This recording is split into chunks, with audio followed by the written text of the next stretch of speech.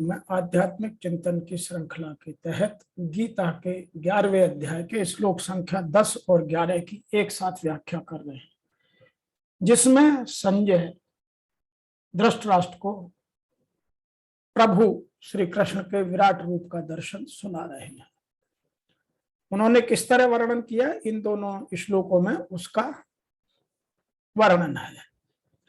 अनेक वक्रतय नयनम, अनेक अद्भुत दर्शनम, अनेक दिव्याभरणम, दिव्यानकोधात्यधायुधम, दिव्यमालांबरयम, मालांबरधरम, दिव्यगंधानुलोपनम,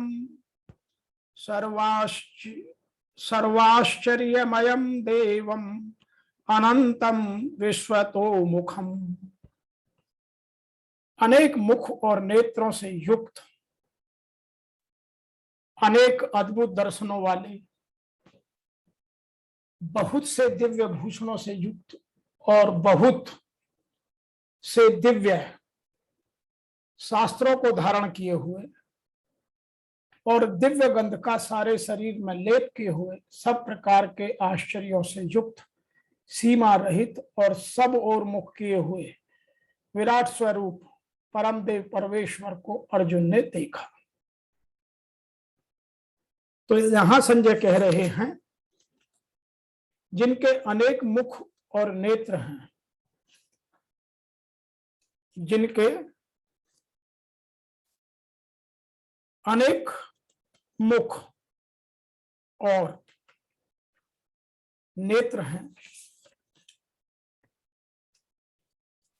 अनेक तरह के जिनके अद्भुत दर्शन हैं, अनेक अलौकिक भूषण हैं, हाथों में उठाए हुए अनेक दिव्य आयुध हैं, तथा जिनके गले में दिव्य मालाएं हैं, जो अलौकिक वस्त्र पहने हुए हैं, जिनके ललाट तथा शरीर पर दिव्य चंदन कुमकुम आदि लगा हुआ है, ऐसे संपूर्ण आश्चर्य में अनंत रूपों तथा सब तरफ मुखों वाले देव अपने दिव्य स्वरूप को भगवान ने दिखाया।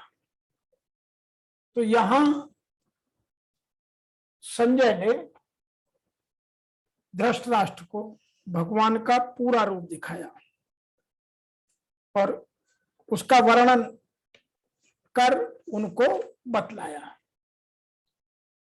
इसके पीछे एक और विशेष धारणा जो हमें समझनी होगी, आध्यात्म की व्याख्या समझनी होगी, वह है विराट रूप से प्रकट हुए भगवान के जितने मुख और नेत्र दिख रहे हैं वो सब के सब दिव्य हैं। विराट रूप में जितने प्राणी दिख रहे हैं उनके मुख, नेत्र, हाथ, पैर आदि सब अंग विराट रूप भगवान के हैं। कारण है कि भगवान स्वयं ही विराट रूप प्रकट किए हुए हैं।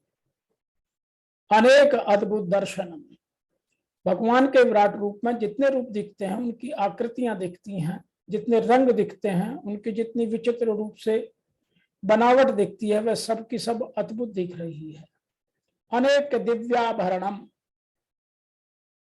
विराट रूप में दिखने वाले अनेक रूपों के हाथों में, पैरों में, कानों में, नाकों में और गले में जितने गहने हैं, आभूषण हैं, वे सब के सब दिव्य हैं। कारण है कि भगवान स्वयं ही गहनों के रूप में प्रकट हुए हैं। दिव्यानेक अनुद्धत्याद्भुतम, विराट रूप भगवान ने अपने हाथों में चक्र, गदा, धनुष, बाण, परिधि आदि अनेक प्रकार के जो आयुध हैं, अस्त्र शस्त्र उठाए हैं, वो सब के सब दिव्य हैं। दिव्य मालांबरम धरम, विराट रूप भगवान ने गले में फूलों की, सोने की, चांदी की, मोतियों की, रत्नों की, मणियों की, गुंजाओं आदि की जितनी प्रकार की मालाएं धारण की वे सब दिव्य हैं। उन्होंने अपने शरीर पर लाल, पीले, हरे, सफेद, कपिश अनेक रंगों के वस्त्र पहने हुए हैं, जो सभी दिव्य हैं। आगे लिखा, दिव्य गंधानुलोपनम, विराट रूप भगवान ललाट पर कस्तूरी, चंदन, कुमकुम आदि गंध के जितने तिलक किए हुए हैं, शरीर पर जितने लेप किए हुए हैं, वो सबके सब दिव्य हैं। सर्वाश्चर्यमयम देवमनंतम विश्वोतमुखम, इस प्रकार देखते ही चकित कर देने वाले अनंत रूप वाले, चारों तरफ मुख वाले ही मुख वाले अपने परम ऐश्वर्यमय रूप को भगवान ने अर्जुन को दिखलाया।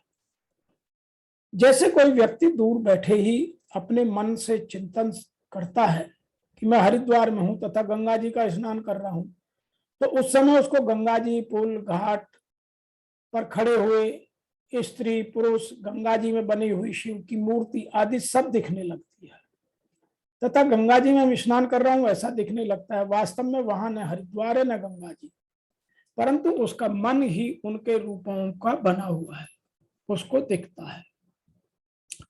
ऐसे ही एक भगवान के अनेक रूपों में, उन रूपों में पहने हुए गहने, कपड़े आदि, अनेक प्रकार के आयुधों में, अनेक प्रकार की मालाओं के रूपों में, अनेक प्रकार के वस्त्रों में और अनेक प्रकार के भगवान के दिव्य रूप हैं। श्रीमद् भागवत में आता है कि जब ब्रह्मा जी बछड़ों और ग्वाल बालों को चुरा कर ले गए, तब भगवान श्री कृष्ण स्वयं ही बछड़े और ग्वाल बाल बन गए। बछड़े और ग्वाल बाल ही नहीं, प्रत्युत उनके पैंत, सींग, बांसुरी, वस्त्र, आभूषण आदि सब भगवान स्वयं ही बन गए थे। यह बात हमने गीता के 10वें अध्याय के 13वें और 19वें श्लोक में आपके साथ चर्चा की थी। In English, containing many mouths and eyes, possessed of many wondrous sights, of many heavenly ornaments, of many heavenly weapons, held up such a form, he showed wearing heavenly garlands and vestures, anointed with heavenly unguent, all wonderful, resplendent, boundless, with face of all sight.